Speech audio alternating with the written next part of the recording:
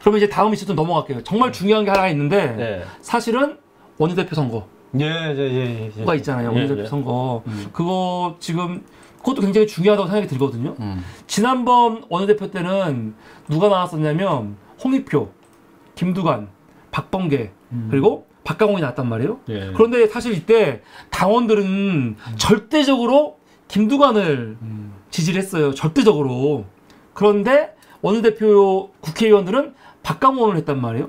그래서 그때도 굉장히 좀 충격이었어요. 왜냐하면 당심이 그러니까 제일 어려운 선거가 예측하기 어려운 게 원내대표라며요. 이게 제일 어려운 선거라고. 예.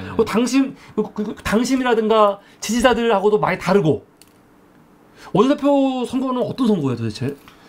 이제 의원들이 이제 선거를 하다 보니까 네. 의원들이 사실은 고단수잖아요. 그리고 자기들 이해관계에 따라서 이제 왔다 갔다 하기 때문에 네. 사실 원내대표 선거가 굉장히 어려운 선거예요. 예측이 불가능한 예측도 선거예요. 어렵고 예측이 예. 굉장히 어려운 선거인데 후보들은 다 자기가 될 거라고 생각하잖아요. 그렇죠. 왜냐면 예. 찾아가서 물어보면은 예. 너 찍을게. 네. 너 찍을게 한다는 거 아니에요. 그렇죠. 그리고 원내 당직 같은 거 있잖아요. 네. 이것도 이제 나눠져요. 그러니까 뭐 원내 수석 대표는 뭐 누구를 주겠다. 내가 되면? 예, 정책이 뭐 누구 주겠다. 뭐 이렇게 하면서 이제 이것도 나눠주면서 이걸 이제 잘 조율을 한 사람이 이제 당선될 확률도 크죠. 그리고 가서 밥 잘 사주고 평상시에 잘 만나는 사람이 당선될 확률이 큰데 저번에 이제 박광원 원내대표 같은 경우에는 지금 우리 요번에도 이제 좀 문제가 됐던 민주주의 뭐 4.0인가 몇 점인가 있잖아요. 네, 4.0. 이제 가장 큰 개파잖아요. 예. 이런 데서 이제 박광원 원내대표로 몰아졌다고 제가 들었어, 나중에. 네, 그래서 박광원 대표가 원래는 이제 돼야 될 사람이 아니거든요. 네.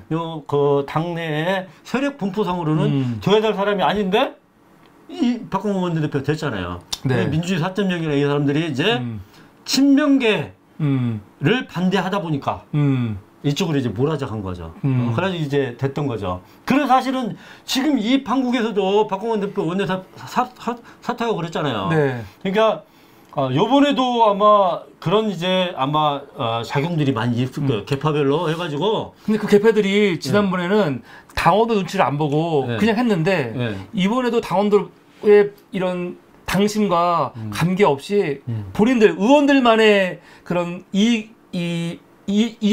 관계를 가지고 이렇게 할 수 있을까요? 이번에는 이제 다행히 나온 사람들이 지금 이제 김민석 의원, 김민석 나왔더라고요. 예, 그리고 홍익표 의원, 예. 그다음에 남인순 의원, 그다음에 제일 마지막에 됐던 사람이 우원식 의원이요. 우원식. 네. 이렇게 네 분이 이제 네 분이 있는데. 다행히도 이 네 명이 뭐 예전에는 안 했어요. 예전에는 안 했지만은 다행히도 이 네 명이 지금은 다 친명을 표방하고 있는 겉으로는 다 친명을 얘기해요. 친명을 다 얘기하고 있는 의원들이에요. 그러니까 누가 돼도 친명에 가까운 의원들이 되는 건 해요. 이제 비명의 의원이 되는 건 아니에요. 아는 건 아닌데 이 중에서도 이제 그 온도의 차이는 좀 있죠. 친명과의 이제 온도의 차이는 좀 있는데. 저는 좀 관심을 가지고 보는 의원이 우원식 의원이에요. 우원식 의원. 우원식. 제일 유력한? 예, 이게 지난 한 5년 전에 이미 원내대표를 했잖아요. 했죠. 우원식 할 때 김성태 할 때 같이 한 거 아니에요? 그렇죠. 같이 맞아요. 했죠. 맞아요. 이미 원내대표를 한 사람인데 본인이 원내대표를 자기가 또 하겠다 욕심이 있고 이러진 않았을 거예요. 이러지 않았는데 누군가는 뒤에서 이제 떠민 거죠. 당신이 이제 지금 나가야 된다. 뭐 이렇게 떠밀어 가지고 지금 나오지 않았나 싶어요. 오늘 6시까지 입후보 등록했는데 6시 거의 다 돼서 냈어요. 입후보 등록을. 그러니까 우원식 나오기 전까지는 이번에 홍익표네. 그런 분위기가 있었거든요. 홍익표? 근데 나는 홍익표가 친명이 맞나? 왜냐면은 홍익표가 그 이내강 캠프에서 그 총괄 본부장인가? 아마 그런 역할을 했었어요. 이내강 캠프의 사람이었고 저는 사실 저는 홍익표에 대해서 굉장히 긍정적인 사람이에요. 여러 가지로 그때 형제복지원이라든가 여러 가지 문제로 되게 좋고 보이는 사람이긴 한데 모르겠어요. 이재명 대표와 관련해 갖고는 모르겠어요. 이게 친명이 맞나? 제대로 오면은 사실은 당을 제대로 이끌어갈 수 있을까 그런 마음도 있긴 해요. 그럼 그렇다고 해서 이번에 마지막에 들어온 우원식은 믿을 수 있을까? 전 마음으로는 좀 사실 다 좀 저는 좀 우려가 있어요. 저는 개인적으로.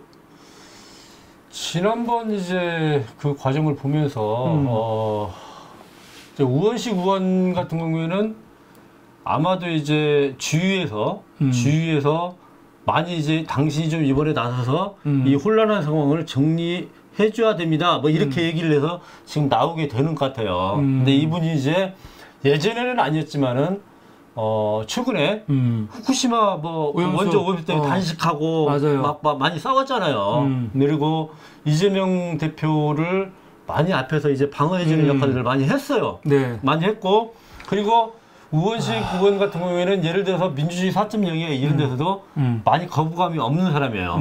그러니까 아마 이 상황을 좀 타개할 수 있는 서로가 좀 화합하고 이렇게 해낼 수 있는 사람으로서 아마도 우원식 의원을 추천을 했던 것 같아요.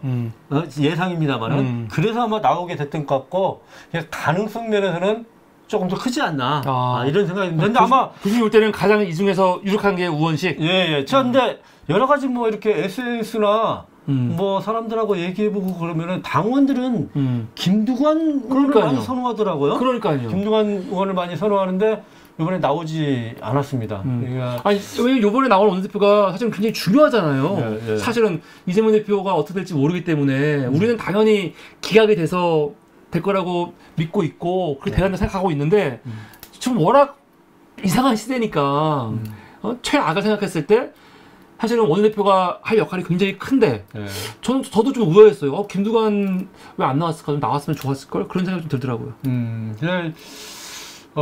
이번 원내대표는 아까 말씀하셨듯이 굉장히 중요해요. 왜냐면은 만약에 구속영장이 발부됐을 경우에 발부가 안 되고 기각이 됐을 경우에는 뭐 이재명 대표가 다시 하면 되니까 그건 문제가 없어요. 근데 만약에 혹시 만에 하나라도 구속영장이 발부가 됐을 경우에는 원내대표가 이 당을 이제 끌고 가야 돼요. 그러니까요. 굉장히 중요하죠. 현 대표 체제를 유지하건 유지하지 않건 뭘 하건 간에 제일 중요한 게 원내대표 아니에요. 그렇죠. 비대위를 꾸리더라도 원내대표가 중심이 돼서 하고. 그렇죠. 네. 맞아요. 굉장히 중요하죠. 근데 아마도 지금 제 예상으로는 우원식 의원을 그런데 좀 적합한 사람으로 서로가 좀 이렇게 당내 뭐 중진들이나 이런 사람들이 얘기가 되지 않았나 싶어요. 얘기가 되지 않았는데 물론 선거에 뭐 지나봐야지 알겠습니다만은 뭐 그럴 것 같아요 지금.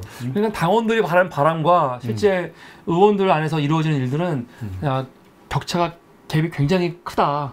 그거는 분명한 것 같습니다. 맞아. 이건 뭐 지금은 어떻게 얘기할 수가 없어요. 사실 선거가 끝나봐야 되는 거고, 선거 끝나봐 누가 당선이 되느냐를 봐야 되는 것이고, 그리고 그 사람이 이제 어떻게 당을 이끌어 가느냐 이것을 봐야 되기 때문에 지금은 뭐라고 뭐 확답할 수가 있는 건 아닌 것 같아요. 근데 우리가 예상하기로는 이번에 원내대표는 굉장히 중요하다.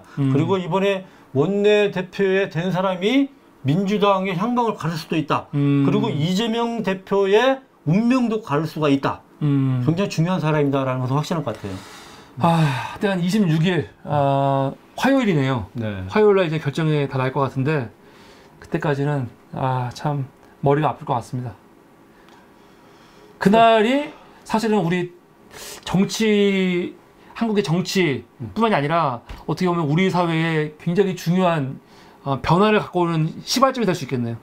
그러면 어느 쪽이건 우리 헌정사에 뭐 이런 일이 없었죠. 뭐 야당의 대표를 정기국회 기간 동안 뭐 시작하자마자 구속시키느냐 안 시키느냐 헌정사에 없었던 일이에요. 만약에 야당의 제1야당의 그것도 원내 과반수 이상을 가지고 있는 야당의 대표를 구속시킨다면은 한국 정치의 말종이에요. 이건 안 되는 일이에요, 사실.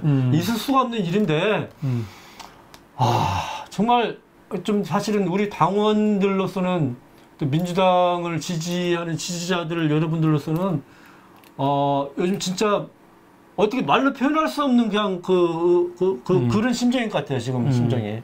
저는 영장이 기각됐을 때 기각됐을 때를 생각해서 이재명 대표가 제발 그 이후에는 좀 더 강하게 리더십을 발휘했으면 좋겠어요. 예를 들어서 최고직에 송갑석 앉힌 거 좀 굉장히 사실은 실망스러웠거든요. 이렇게 해서 사실은 송갑석이 최고위원 때마다 이상한 말들을 해가지고 그게 괜히 또 언론에 나와가지고 스스로 이 부정적인 언론을 만들었단 말이에요.